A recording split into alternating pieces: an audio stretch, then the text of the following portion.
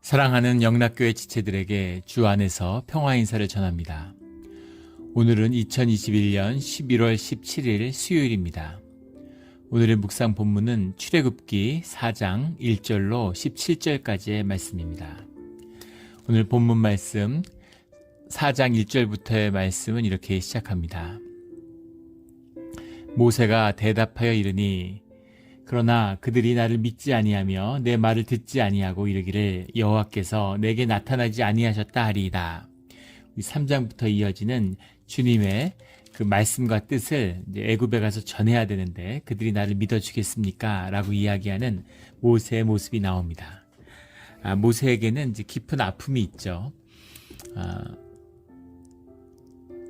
모세는 애굽 왕실의 왕자로가 같이 자랐지만 엄밀히 말하면 왕자가 아니었죠. 그리고 히브리의 족속이지만 또 히브리 사람으로부터도 외면받고 히브리 사람으로 자라지도 않았습니다. 그리고 지금은 처가살이를 하고 있는데 미디안의 족속도 아니죠. 나그네 된 삶을 사는 것이죠. 이것이 주님이 인도하시는 주님께만 의지하게 되는 그 주님의 길이죠. 그런데 모세가 애굽의 왕이 되고 싶은, 또 왕자였으니까 왕자가 되고 싶은 그런 마음이 있었겠죠. 하지만 뭔가 그것이 자기의 중심이 되지 못하는 히브리인으로서의 그런 갈등과 좌절이 있었을 것이고, 또 히브리인을 돕고 히브리인의 지도자가 되고 싶은 마음도 있었지만 동시에 히브리 사람들에게 거부당하는 그런 또 그 상처와 아픔이 있죠. 그래서 모세가 아마 또 미디안에 와서는 40년 동안 양을 치면서 무슨 관계가 있습니까? 사람들의 무엇이 있습니까? 양들을 계속 양치면서 처가살이를 하고 있는 거죠. 우리 옛말에 겉벌이 3말만 있어도 처가집 살이는 안 한다 이런 말이 있죠. 그래서 처가집 사람 집살이를 하는 그 사위의 그 궁색함, 옹색함을 이제 의미하는 거죠. 모세의 삶이 어땠겠습니까? 그러니까 참 2중, 3중의 그 아픔이 있는 거죠. 그러니까 주님이 애굽에 가서 주님의 말씀을 전달하고 했을 때 자신이 없는 거죠. 자기를 돌아보면 히브리 사람들이 내 말을 듣겠습니까? 애굽 사람이 내 말을 듣겠습니까? 누가 내 말을 듣겠습니까? 이런 깊은 자신에 대한 회의가 있는 것입니다. 근데 사실은 주님을 만난 뒤에는 어디에도 속하지 못한 그 회의감, 자신 없음이 오히려 주님에게 쓰임을 받을 수 있는 빈 그릇이 된, 주님을 채울 수 있는 준비가 되어 있다는 그런 큰 역전이 되는 것이죠. 이것이 나그네 된 삶, 세상에 몸과 마음을 뺏기지 않고 주님을 찾는 그런 주님의 인도하심의 비밀이죠. 우리 이민자의 삶입니다. 한국 사람도 아니고 미국 사람도 아니고 세상의 마음을 딱히 줄 수도 없고 그렇게 살아가는 사람들이죠. 하늘에 소망을 두고 주님의 백성이 되는 주님의 초청입니다. 우리 이런 귀한 초청을 귀하게 받는 우리 모두가 되기를 주의 이름으로 축원합니다. 2절에 여호와께서 그에게 이르시되 내 손에 있는 것이 무엇이냐? 그가 이르되 지팡이니이다. 이 지팡이는 이렇게 양들을 칠 때 쓰는 목자의 지팡이죠. 양들에게 방향을 지시하고 또 그걸 이제 지지해서 이렇게 걷고 나이가 있으니까 그런 것도 있었을 것이고 또 무슨 늑대나 코요테나 뭐 이런 곰이나 이렇게 양들을 잡아먹으려고 오는 이제 그런 동물이 있으면 그걸 쫓거나 맞서 싸우기 위한 무기도 됐겠죠. 그런 지팡이를 손에 쥐고 있는데 3절에 여호와께서 이르시되 그것을 땅에 던지라 하시매 곧 땅에 던지니 그것이 뱀이 된지라 모세가 뱀 앞에서 피하매 4절에 여호와께서 모세에게 이르시되 내 손을 내밀어 그 꼬리를 잡으라. 뱀이라고 하는 것은 뭐 팔레스타인 지역이나 애굽 지역이나 굉장히 들판에 흔하다고 해요.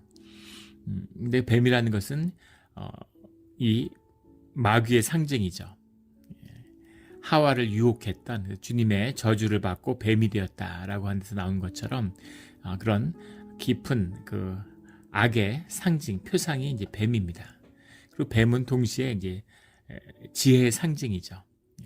지혜가 뱀처럼 지혜로워라 라고 할 때 그 지혜의 상징이고 또 뱀은 치유의 상징이죠. 신기하죠. 뱀도 독이 있지만 뱀의 독이 모든 독을 해독할 수 있는 해독제가 뱀의 독에서 나온다고 하죠. 그래서 아주 심오한 그런 예, 뱀의 속성이 있습니다. 그래서 우리 그 군대 같은 데 가면 의료병과를 상징하는 의무병과의 상징이 칼을 뱀이 이렇게 휘감고 있는 것이죠. 그래서 뱀이 그런 또 치유의 힘을 상징하기도 합니다. 그런데 그 지팡이를 던지니까 뱀이 되었다라는 거죠. 뱀이 되었는데 모세에게 이르시되 내 손을 내밀어 그 꼬리를 잡으라 이렇게 말씀하시는 거예요. 이 말씀이 예, 아주 의미심장하죠. 뱀을 땅꾼들 뭐 다큐멘터리 같은 거 보신 분 계신가요? 예, 뱀 잡는 땅꾼들이 있죠. 뱀을 잡는데 예, 뱀은 머리를 잡아야 되죠. 예, 정확히 얘기하면 목을 잡거나 아니면 머리에 뭘 씌우거나 머리를 제압해야 됩니다. 머리를 잡아야 뱀을 제압할 수 있는데 꼬리를 잡으라고 말씀하세요. 예, 뱀이 그 지팡이가 뱀이 됐으니까 얼마나 이게 무시무시하고 두려운 마음이 있었겠어요. 근데 뱀에서 절대로 해서는 안 되는 행동은 꼬리를 잡는 행동이죠. 꼬리를 잡으면 거의 본능적으로 조건 반사적으로 물죠. 순식간에 무의식적으로 팍 무는 겁니다. 절대 뱀의 꼬리를 잡으면 안 되는데 주님이 꼬리를 잡으라고 말씀하시는 거예요. 완전히 반대죠. 상식과 우리가 알고 있는 뱀을 다루는 방법과 정반대의 말씀을 하시는 겁니다. 꼬리를 잡는 건 한없이 어리석은 짓이고 꼬리를 잡으면 안 되죠. 그러나 주님이 꼬리를 잡으라 그러면 잡아야 되는 겁니다. 그 주님의 지혜고 주님이 인도하시는 방법이죠. 그래서 그가 손을 내밀어 그것을 잡으니 그의 손에서 지팡이가 된지라. 그러니까 하나님이 하시는 방법이고 하나님에게 순종하는 길이죠. 말도 안 되고 터무니없고 납득할 수 없지만 내 경험 속에서는 부정하지만 내 의식은 부정하지만 내 영으로는 주님의 말씀인 것을 분별하고 주님의 말씀에 순종해야 되는 거죠. 그러면 주님의 놀라운 주님의 뜻이 그 가운데 이루어지는 것입니다. 그것이 그 꼬리를 잡으라라는 주님의 말씀이죠. 주님의 말씀 가운데 뜻 가운데 순종해서 우리의 경험, 눈에 보이는 것이 아니라 주님의 말씀대로 뱀의 꼬리를 잡아서 뱀을 제압하고 다스리는 우리 모두가 되기를 주의 이름으로 축원합니다. 그 뱀이라고 하는 것, 지혜와 악의 상징일 수 있는데 그것을 다스릴 수 있는 관세, 그 힘이 당연히 주님께 있고 그 힘을 주님이 모세에게 더해 주시겠다라는 거죠. 모세 보고 걱정하지 말아라. 네가 애굽의 왕실도 다룰 수 있고 히브리 사람도 다룰 수 있다 이렇게 말하는 겁니다. 히브리 사람들이 핍박받았다고 해서 선하고 착한 민족이 아니죠. 애굽 사람들과 똑같이 악한 사람들입니다. 다만 그들이 주님이 아브라함과 이삭과 야곱의 후손이기 때문에 그들의 고통받는, 학대받는 그들의 아픔을 주님이 들으셨기 때문에 그들을 구원하시고자 하는 것이지 그들이 선한 것도 아니에요. 그들의 악이 있고 또 애굽의 그 핍박하는 악은 더 말할 것도 없겠죠. 그 모든 것을 다스릴 수 있는 관세, 그 뱀을 다스리는 관세가 이 주님에게 있고 이것을 모세에게 주신다라는 말씀인 거죠. 5절에 이는 그들에게 그들의 조상의 하나님 곧 아브라함의 하나님, 이삭의 하나님, 야곱의 하나님 여호와가 내게 나타난 줄을 믿게 하려 함이라. 그래서 그 모세에게 권위를 더하시는 관세를 더하시는 주님의 동행하심이죠. 주님이 그 놀라운 능력을 주시겠다라는 겁니다. 뭐 그냥 지팡이를 뱀으로 변했다가 뱀이 다시 지팡이 됐다 이런 놀라움이 아니라 무슨 마술을 보여주는 게 아니죠. 그게 아니라 그것을 다스릴 수 있는 관세, 뱀을 다스리는 관세가 그 세상의 악을 다스리는 관세가 그 모세에게 위임됐다라는 그 깊은 뜻이 있는 겁니다. 그래서 세상을 다스릴 수 있는 거죠.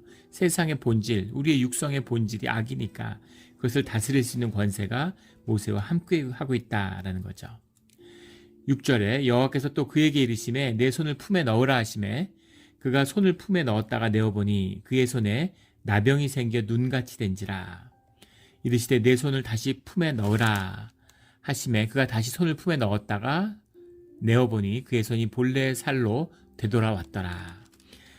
손을 넣으니까 이제 나병이 된다. 나병이라는 게 이제 곰팡이처럼 흰 꽃이 살에 이제 핀다 그러죠. 그것이 손에 퍼져가는데 그 다음에 이제 살이 두꺼워지는 그러면서 감각을 잃어버리는 이게 나병이죠. 한센병이라고 그러죠. 요즘엔 나병이라고. 예전에는 문둥병이라고 그랬고 그다음에 나병이라고 그러다가 요즘엔 이제 한센병이다 이렇게 부르고 있습니다. 그 한센병의 의미는 이것이 그 당시의 사람들에게는 하나님의 하늘의 저주, 신의 저주로 인식되었다고 하는 거예요. 하나님께 버림받고 하늘의 저주를 받았다라고 나병을 인식했다는 겁니다. 히브리 사람들이. 그런데 그것을 주님이 되돌리게 하는, 치유하는 것을 주셨다라는 것은 그 회복의 능력, 주님의 임재가 모세와 함께하고 있다라고 하는 이제 분명한 증거가 되는 것이죠. 그래서 그거를, 그 능력과 관세가 함께하고 있으니까 네가 할 수 있다, 이렇게 주님이 내가 너를 통해서 그 일을 이룰 것이다, 이렇게 말씀하고 계시는 겁니다. 8절에 여호와께서 이르시되 만일 그들이 너를 믿지 아니하며 그 처음 표적의 표징을 받지 아니하여도 나중 표적의 표징은 받으리라. 표적의 표징이 뭘까? 표적과 표징은 똑같은 말이죠. 표적이라고 해석된 것은 하오트라는 말인데, 오트라고 하는 말이 이제 사인, 이런 말입니다. 원래의 의미는 허락한다, 허가, 이런 의미예요.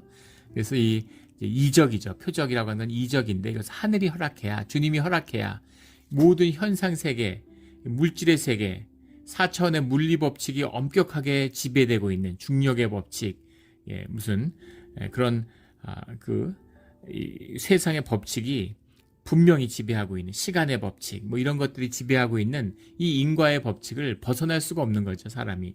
그것을 주님이 허락하셔야, 그 무차원의 세계이긴 무한 차원의 주님이 허락하셔야 그 차원의 세계의 묶임을 넘어갈 수 있는 거죠. 이것이 이제 이적의 뜻, 이 하오트라고 하는 것의 의미입니다. 그것의 표징은, 표징이라는 건 이제 레콜이라는 말인데, 레콜이라는 말은 사운드, 뭐 보이스 이런 겁니다, 영어로 하면. 이것의 이제 원래의 의미는 칼이라는 건 소리친다, 이런 말이 소리라는 뜻입니다. 소리라는 말인데 여기는 문맥적으로 봤을 때 교훈이라고 해야지 이제 맞겠죠. 그래서 이적이 나타내는 그 교훈, 그 가르침, 단순히 이적이네, 이적을 받네 안 받네 이런 의미가 아니라 그 이적에 내포된 그 의미, 교훈, 그 상징이 내포하고 있는 참된 본래 의미, 이것을 받아들일 것이다 라는 의미죠. 뱀이 되는 것까지는, 세상의 악을 다스리는 것, 이것을 받아들이지 않을지 몰라도 여호와의 백성이니까 그 나병을 다스리는 권세의 의미가 무엇인지는 알 거다라는 의미인 거죠. 9절에 그들이 이 두 이적을 믿지 아니하며 내 말을 듣지 아니하거든 너는 나일 강물을 조금 떠다가 땅에 부으라. 내가 떠온 나일 강물이 땅에서 피가 되리라. 나일 강물이라는 것, 그런 생명의 상징이죠. 피라는 것도 생명을 담고 있는 것이지만 동시에 피가 뿌려졌다라고 하는 의미는 생명의 단절, 죽음을 의미하는 겁니다. 피를 뿌리는 건 죽음이죠. 그래서 생명을 주관하는, 이 죽음을 주관하는 그런 권세, 이거는 전적인 하나님의 권세죠. 그 권세가 모세와 함께하고 있다고 하는 것에 대한 세 번째 표적이 될 것이다, 이런 말씀인 거죠. 나일강이라고 해석했는데 본문은 예우르라는 말입니다. 예우르는 그냥 워터예요. 하수, 그 물, 이런 거죠. 예우르, 히브리어 말은 예우르인데 보통 이제 히브리 사람들이 예우르라고 부르는 것이 오늘날 우리가 부르는 나일강이기 때문에 나일강으로 해석을 한 겁니다. 그냥 그 물을 떠다가 이런 거죠. 예우르. 이 히브리 사람들은 예우르라고 불렀고 애굽 사람들은 하피라고 불렀습니다. 하피라고 하는 건 신의 이름이죠. 나일강을 주재하는 신의 이름입니다. 나일강이라는 것, 이 자체는 오시리스라고 하는 신, 라, 오시리스, 이시스 이런 것이 이제 애굽의 중요한 신들이죠. 오시리스가 준 선물이죠. 근데 그것을 관리하는 신이 이제 하피입니다. 약간 하급의 신이죠. 밑에 있는 신인데 그 하피의 이름이에요. 그래서 하피라고 불렀는데 이것이 이 강의 이름이 이제 그 주전 500년 전에 헤로도토스라는 사람이 역사라는 책을 쓰면서 거기에 이 강의 이름을 네일로스라고 적었습니다. 이 네일로스가 나중에 라틴어로 이제 음역이 되면서 닐루스가 됐고 이것이 이제 우리 쓰는 영어의 나일이 된 거죠. 우리가 지금 나일강이라고 부르는 겁니다. 이 나일강의 물을 떠다가 피로 바꾸는 이제 그런 역사가 나타난다, 이렇게 말씀하고 있는 거죠. 10절에 모세가 여호와께 아뢰되 오 주여 나는 본래 말을 잘하지 못하는 자니이다. 주께서 주의 종에게 명령하신 후에도 역시 그러하니 나는 입이 뻣뻣하고 혀가 둔한 자니이다. 저는 말을 잘 못합니다. 이런 이야기죠. 모세가 말을 못한다라고 하는 것에는 이제 자신감의 결여가 있는 것이고 또 지도자가 되려면 현란한 어떤 웅변과 같은 또 사람을 설득하는 그런 능력이 있어야 된다고 하는 식의 편견을 가지고 있는 거죠. 그것이 이제 지도자를 향한, 또 모세가 이렇게 생각하는 것은 그 말을 받아들이겠습니까? 애굽 사람이나 히브리 사람들이 지금 모세가 무슨 애굽 사람도 아니고 히브리 사람도 아니고 조국을 등지고 미디안 사람들하고 어울려서 40년 양치다가 할아버지가 돼서 왔는데 그 노인이 하는 이야기를 누가 듣겠어요? 그러니까 뭔가 설득할 수 있는, 뒤에 우리가 출애굽기를 잘 보면 모세가 결코 말이 어눌한 사람은 아니었을 것 같아요. 그런데 유대의 전승의 기록들을 보면 실제 모세가 말을 잘 못한다기보다는 그럴 리는 없겠죠. 뭐 이 최고의 그 학식을 쌓았고 수사학을 배웠기 때문에 말에 정확하게 표현하고 그런 학식이 굉장히 깊었으리라는 건 의심할 여지가 없을 겁니다. 애굽 왕실에서 자랐는데 그 당시에 최고의 선생들에게 최고의 학문을 배웠겠죠. 그런데 문제는 그가 애굽 사람으로 자랐다는 거죠. 물론 3살 때까지 엄마에게 히브리 노래와 히브리 자장가를 들으면서 컸겠지만 기본적으로 애굽의 교육을 받은 사람이라는 것을 이제 기억할 필요가 있을 겁니다. 그 다음에 양을 치면서 사회생활이 거의 없이 양치기 삶을 살았으니까 그 말 나이가 들고 이러면서 말이 어눌해졌겠죠. 우리 뭐 미국에서 이민살이를 하니까 다 느끼는 거지만 뭐 영어가 느는 것도 아니고 한국말 실력은 자꾸 줄죠. 말이 어눌해지는 걸 느끼는데 어땠겠어요? 사막에서 양을 치면서 뭐 양하고 대화하는 것도 아니고. 그래서 모세가 그런 자신감을 완전히 잃었다라는 것과 여전히 마음에는 뭔가 설득력이 있는 아주 달변가의 그런 말이 있어야 된다라는 생각이 들었을 수 있습니다. 유대 전승의 기록은 모세가 말이 어눌한 게 아니라 발음이 정확하지 않았다라는 기록이 있어요. 그래서 모세가 발음을 정확하게 히브리 말 중에 발음하지 못하는 그런 언어들이 있었다라고 해요. 그러니까 말은 잘 하는데 뭔가 좀 어눌한 느낌을 주는 거죠. 우리 2세들 보면 이제 2세들 우리 아이들도 한국말 잘해요. 다 알아듣고 다 하는데 발음이나 표현 같은 게 아무래도 뭐 이제 한국말로 된 책을 읽으면서 성장한 게 아니니까 그런 어휘나 표현력 같은데 좀 이제 다른 게 있죠. 모세도 애굽 왕궁에서 자라고 또 미디안 평야에서 미디안 사람들하고 사니까 그런 의미에서의 어눌함이 좀 있었던 것이 아니냐 이렇게 추측해 볼 수도 있겠습니다. 무엇보다도 이제 자신감의 상실이겠죠. 11절에 여호와께서 그에게 이르시되 누가 사람의 입을 지었느냐, 누가 말 못하는 자나 못 듣는 자나 밝은 자나 맹인이 되게 하였느냐, 나 여호와가 아니냐. 내가 말이 어눌하지 않다 이런 말이죠. 그리고 사람들이 어눌하던 말을 못하던 맹인이든 그 모든 걸 주관하는 게 내가 아니냐 그런 거죠. 설령 네가 이제까지 어눌했더라도 혀가 짧았더라도 이제는 유창하게 말할 수 있다. 그 말을 내가 너의 입에 심어주지 않느냐 이런 말씀이 있는 거죠. 예전에 본 영화 중에 킹스 스피치라고 하는 영화가 있습니다. 킹스 스피치라는 영화가 지금 엘리자베스 2세 여왕, 영국 여왕의 아버지죠. 조지 6세의 이야기예요. 조지 6세는 우리가 뭐 너무나 잘 알려진 그 형인 조지 5세 국왕이 우리가 윈저공이라고 알고 있는 그 미국의 이혼녀였던 미국인 이혼녀, 그 심프슨 부인하고 결혼하기 위해서 왕위를 버렸죠. 그래서 역사의 최고의 로맨스의 주인공이 됐습니다. 형이 왕위를 버리니까 이어서 이제 왕이 됐죠. 그런데 그 조지 6세는 이제 원래 이름은 알버트죠. 알버트였는데 조지 그 형인 윈저가 있고 동생 알버트가 있고 둘째고 셋째가 이제 헨리라는 왕자가 있었습니다. 근데 그 아버지인 조지 5세가 엄청나게 무지막지하게 엄격한 사람이었던 것 같아요. 뭐 굉장히 자식들을 엄하게 키웠고 그 알버트도 어릴 때 그런 유년 사관학교를 나오고 해군 사관학교를 나왔고 군인으로 복무를 시켰죠. 그리고 아버지가 굉장히 무서웠다 그럽니다. 얼마나 무서웠는지 얼마나 엄격했는지 그 전해지는 그 이야기에 보면 막내 헨리는 그 아버지만 보면 아버지하고 눈만 마주치면 너무 긴장을 해서 이제 기절을 했다 그러죠. 정신을 잃고 기절을 했다 그래요. 아버지를 볼 때마다. 사실 이제 굉장히 비참하고 불쌍한 얘기죠. 어떻게 부자 관계가 어땠길래 자식이 아버지를 보기만 해도 정신을 잃겠습니까? 너무너무 이제 맨날 야단 맞고 맨날 소리 지르니까 아마 그 후유증이었던 것 같은데, 알버트도 말을 잘 못했다고 그러죠. 말더듬이었다고 해요. 말을 에데데데 하는 거죠. 떠듬떠듬하고.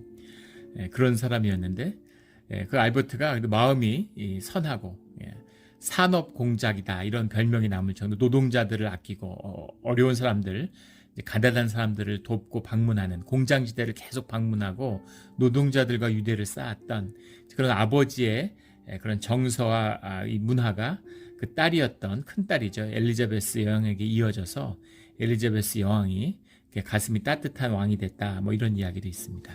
근데 이 조지 6세가 됐는데, 알버트 공이 갑자기 형이 퇴위하는 바람에 왕이 됐는데 자신감이 없는 거죠. 전쟁이 났는데 왕이 라디오 방송으로 국민들에게 항상, 정치라는 거의 근본이 메시지잖아요. 사람을 뭐 메시지로서, 미국 대통령도 마찬가지죠. 뭐 100만 명이 넘는 공무원이 있고 수백만 명의 공무원이 있고 또 뭐 어마어마한 예산을 쓰고 하지만 기본적으로 사회를 통합하고 사람들을 이끌어가는 영적인 질서죠. 그것을 통합하는 힘은 메시지에 있는 거죠. 메시지를 전하는, 메시지가 진실하고 바른 것이어야 되죠. 바른 메시지의 힘은 바른 삶과 그의 인격에서 또 나오는 것이기도 합니다. 그럼에도 불구하고 이 알버트 공이 조지 6세가 말을 더듬으니까 연설에 자신이 없는 거죠. 실제 일을 영화로 만든 거예요. 그래서 영국인, 또 호주인, 오스트레일리아에서 온 로그라고 하는 그런 정신과 의사에게 언어 교정을 받죠. 그래서 그 과정을 그리면서 연설가가 되어가는 이제 그런 과정을 다룬 이제 그런 영화입니다. 그 영화에서 기억나는 게, 그 공원에서 처음 만났는데 이제 공개적으로 만나는 게 아니라, 누구도 그 시절에 무슨 미디어가 발달한 게 아니니까 아무도 조지 6세가 말더듬이라는 걸 모르죠. 그래서 그것을 비밀리에 고치기 위해서 의사를 소개받아서 만났는데, 그 만난 다음에 그 표정이 묘한 거죠. 그러니까 그 의사가 뭐가 잘못됐느냐 하고 물어보니까 솔직히 말해서 태어나서 이렇게 그 평민하고 귀족이나 왕족이 아닌 사람하고 이렇게 둘이 단둘이 얘기해 본 적은 처음이라고 이렇게 얘기하는 거예요. 그러니까 그 의사가, 그래서 평민하고 얘기하니까 좀 이상하냐고, 평민은 어땠냐고 이렇게 물어보는 대사가 기억이 납니다. 그런데 이제 뭐 얼음을 불고 얘기하기도 하고 막 이렇게 하는데, 결국은 그것이 입술의 문제가 아니라, 혀의 문제가 아니라 마음의 문제인 거죠. 그 어릴 때 그 아버지가 그 말 어눌하면 막 야단을 치고, 막 뭐라 그러고 똑바로 말 못하느냐 그러고 이러면서 그걸 점점 더 악화시킨 거죠. 그 학대가. 그래서 이제 그게 풀어지는 과정들 이렇게 나옵니다. 그럼에도 불구하고 달변가나 말이 유창한 사람은 아니었지만, 그 조지 6세의 2차 세계대전 당시에 그 전쟁의 연설들, 이런 건 아주 명연설로 남아있죠. 진실하고 마음에 그런 존재의 진실이 담긴 그런 연설을 하니까 그 사람들의 마음을 움직이는 거죠. 그리고 왕실이 런던을 떠나잖아요. 런던에 계속 폭격과 대공습과 끝까지 V2 미사일 같은 게 날라와서 굉장히 위험한 상태였는데도 왕실을 떠나지 않았죠. 왕실을 떠나지 않았을 뿐만 아니라 자기의 자녀들도 대피시키지 않았어요. 끝까지 런던을 지켰습니다. 어떤 그러한 애티튜드, 이런 게 이제 사람들의 그 사랑을 받고 존경을 받게 되는 거죠. 그러니까 조지 6세의 그 전쟁 연설들이 큰 감동을 주었습니다. 그런데 그럼에도 불구하고 정치인에게 있어서, 정치 행위에 있어서 연설이 얼마나 중요한 것인가, 다 말로 하는 거잖아요. 사람을 움직이는 그 모든 힘은 말의 힘이죠. 그러니까 그 힘의 자신감을 완전히 상실해버린, 모세가 실제 어눌해도 말을 잘했던 그게 문제가 아니라, 문제는 완전히 자신감을 상실한 거예요. 주님이 그 말을 주겠다고 하는데도 계속 모세는 자신이 없는 거죠. 12절에 이제 가라, 내가 내 입과 함께 있어야 할 말을 가르치리라, 이렇게 말씀하시는 거죠. 내가 너에게 할 말을 주겠다. 근데 13절에 모세가 이르되 오 주여 보낼 만한 자를 보내소서, 주님의 뜻을 네 번째 거절하고 있습니다. 참 주님이 좋은 분이죠. 주님이 원하시는 것을 반드시 성취하시는 분이고, 주님의 뜻 가운데, 그리고 주님이 얼마나 따뜻한 애정과 사랑으로 모세를 인도하시는가 하는 그 뜻을 우리가 볼 수 있습니다. 저 같으면 이렇게 네 번이나 얘기하는데, 하나님이 찾아와서 네 번을 얘기하는데 계속 거절하면 예, 그럼 넌 관둬라. 넌 안 되겠구나. 이렇게 할 것 같은데, 예, 근데 주님은 그렇지 않으세요. 계속해서 설득하시는 거죠. 예, 계속 달래시는 거예요. 주님이 이렇게 사랑이 있고, 주님이 인격의 하나님이라는 것을 이제 만나게 되는 거죠. 이분이 우리의 하나님입니다. 우리 아버지세요. 얼마나 은혜가 있고 감사한지 모릅니다. 그래서 우리가 끊임없이 죄를 짓고, 끊임없이 넘어지고, 끊임없이 주님을 실망시키지만 주님이 실망하지 않으시고 새로운 기대와 소망 가운데 우리를 계속 만나주시고 또 만나기 위해서 기다려주시는 거죠. 이게 우리가 만나고 동행하고자 하시는 우리 아버지 예수 그리스도 하나님의 모습입니다. 이 하나님의 사랑이 우리의 삶 가운데 녹아지고 함께하게 되기를 주의 이름으로 축원합니다. 여호와께서 모세를 향하여 노하여 이르시되, 노하여라는 게 하늘의 진노 이런 의미는 아니고 노하여라고 해석을 했는데 원문 정확히 해석하면 콧김이 바랬다 이런 거죠. 그러니까 좀 열이 받으신 거예요. 주님이 아주 신인 동형적인 표현이다 뭐 이렇게 얘기하는데 사람과 같이 묘사하고 있는 거죠. 모세를 향하여 노하여 이르시되 레위 사람 내 형 아론이 있지 아니하냐. 그 요게벳의 맏아들이었던 아론이 있는 거죠. 그 아론이 있지 아니하냐. 그가 말 잘하는 것을 내가 아노라. 그가 너를 만나러 나오나니 그가 너를 볼 때 그의 마음에 기쁨이 있을 것이라. 어렸을 때 그 엄마가 잘 키웠으니까 요게벳이 젖을 먹여 키웠으니까 뭐 한 3살 될 때까지 젖을 먹었으면 6살인 아론은 모세가 자기 동생인 걸 알고 있죠. 모세도 그 형이었다는 것을 알고 있었던 것 같아요. 아마 자라면서 그 이야기를 전해 들었거나 그 진실을 마음속에 간직하고 있었다는 것을 이제 볼 수 있습니다. 그렇지만 그 히브리 사람들에게 애굽 사람들에게 버려져서 떠났기 때문에 가족들하고 연락을 하고 지낸 것은 아니었던 것 같고요. 그런데 너를 만나러 나올 것이다 이렇게 주님이 다 말씀하시는 거죠. 너를 볼 때 그의 마음에 기쁨이 있을 것이라. 너희 형제가 다시 회복됨이 있다라는 말씀이죠. 15절에 너는 그에게 말하고 그의 입에 할 말을 주라. 내가 내 입과 그의 입에 함께 있어서 너희들이 행할 일을 가르치리라. 성령의 감흥이죠. 그래서 할 말을 모세에게 줘서 모세가 그 말을 아론에게 주면 아론에게도 역사해서 그것이 하나님의 말씀으로 전해질 수 있게 하겠다라는 겁니다. 이게 말씀이죠. 그냥 뭐 달변이라서 아론이 뭘 이야기를 듣고 멋지게 하는 것이 아니라 주님의 성령의 감동으로 주님이 주시는 계시의 말씀을 선포하는 것이 주의 말씀입니다. 16절에 그가 너를 대신하여 백성에게 말할 것이니 그는 내 입을 대신할 것이요 너는 그에게 하나님 같이 되리라. 하나님이 모세에게 하나님이 되시는 것처럼 모세는 그 말씀을 증거하고 그 말씀을 아론이 받았기 때문에 아론에게 하나님 같이 될 것이다 이렇게 말씀하시는 거죠. 영적 질서고 그 일을 완수해야 될 목자의 사명이 모세에게 있는 것입니다. 아론이 다 이야기하고 실제 모세가 가진 권위를 아론이 백성들에게 행사하게 되겠죠. 그리고 백성들의 눈에는 아마 아론이 더 커 보일지도 몰라요. 형이고 실제 사람들에게 지시를 하고 말씀을 전하는 건 아론이니까. 그러나 분명한 것은 그 중심이 모세에게 있다는 거죠. 이것이 영적 질서입니다.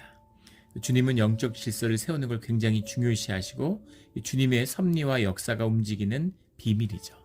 영적 질서가 흐려지면 안 돼요. 그것이 분명한 것입니다.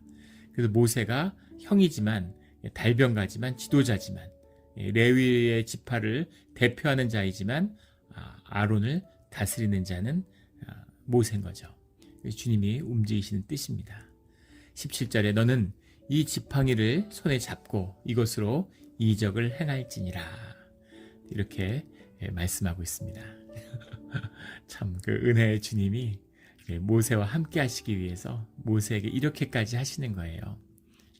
모세의 삶을 구속하시고 인도해 오신 분이 주님이신 거죠. 그런데 80년 동안 침묵하시던 주님이 이제 모세에게 와서 모세에게 새로운 사명의 삶이 열렸음을 말씀하고 있는 거죠. 정말 바닥까지, 바닥 밑에 땅 밑까지 낮아진 이 모세에게 이제 주님을 만날 준비가 된 거죠. 주님은 겸손한 자를 쓰십니다. 속이 텅 비어있는 자를 쓰세요. 생각이 없는 자를 쓰시는 겁니다. 생각이 꽉 차 있고 내 욕심이 꽉 차 있고 내 능력과 내 자신에 대한 믿음과 신뢰가 꽉 차 있는 자들, 내가 오만하고 자신만만한 자들은 주님이 쓰시지 않습니다. 주님을 맞이할 준비가 되어가는 과정이 우리가 신앙의 삶에서 겪은 고난과 아픔과 실패와 좌절과 그 끝에 만나는 절망의 고백이죠. 베드로의 통곡과 같은, 내가 주님을 위해 목숨을 바치겠습니다 그랬는데 주님을 3번 부인하고 마지막에 사람들 앞에서 하나님의 이름으로 저주하는 자가 된 그 자신의 존재의 깊은 시면의 절망을 맛본 뒤에 그 다음에 주님의 말씀을 만났을 때 그 은혜에 그 복받치는 통곡의 눈물이 터지는 거죠. 나는 안 되는구나. 나는 이런 놈이구나. 나는 안 되는구나.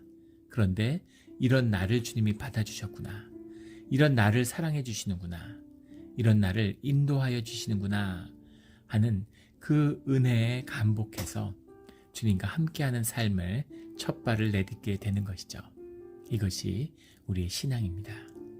이런 진실한 신앙, 진실하게 온전하게 우리의 삶이 주님께 드려져서 주님이 정말 우리의 주인이 되셔서 우리의 삶 가운데 하나님의 일이 일어나기를, 하나님의 일이 시작되기를 예수 그리스도 이름으로 축원합니다. 아멘. 다 같이 기도드리겠습니다. 하나님 아버지, 우리 이민의 삶을 살면서 정말 모세의 삶이 너무나 와닿습니다. 어디에도 속하지 못하고 무엇 하나 쌓지 못하는, 열심히 노력했지만 내 것이 아무것도 없고 미국 사람도 아니고 한국 사람도 아니고 그 무엇도 아닌 그런 나그네의 삶을 살았습니다. 낮아지고 또 낮아졌습니다. 주님. 아직도 이 안에서 뭘 쌓으려고 그러고 뭘 붙잡으려고 그러고 뭘 만들려고 하는 마음이 우리 안에 있습니다. 깨끗이 비워져서 우리의 삶에 아무 소망도 없는 그런 깨끗하고 빈 그릇이 되어서 그곳에 주님의 꿈과 주님의 뜻을 담는 그런 주님의 자녀, 주님의 그릇이 되게 하여 주시옵소서. 오늘 하루가 그 새로운 삶이 시작되는 그 하루가 되기를 소원합니다. 감사드리며 예수 그리스도 이름으로 기도드렸습니다. 아멘.